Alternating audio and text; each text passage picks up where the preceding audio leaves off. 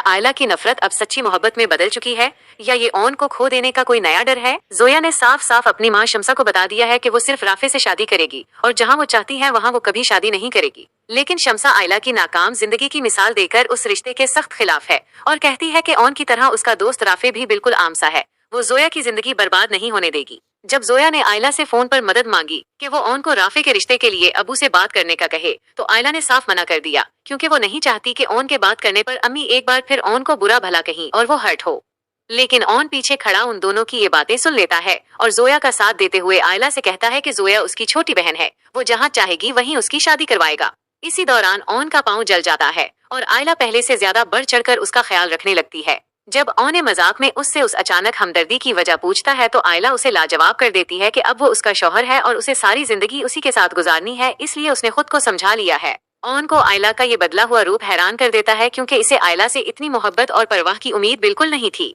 अगले ही सीन में ऑन जोया को तसल्ली देता है कि वो फिक्र ना करे, वो बीजान के जरिए शम्सा से उसके और राफे के रिश्ते की बात करवाएगा, जिस पर जोया जज्बाती होकर कहती है कि काश आयला भी ऑन भाई की उतनी ही कदर करे जितनी ऑन आयला की करता है। दूसरी तरफ एहतिशाम अब रमला को ऑन को भूलकर अपने साथ नई जिंदगी शुरू करने का कह रहा है क्योंकि वो दावे से कहता है कि ऑन मरते दम तक आयला का साथ नहीं छोड़ेगा।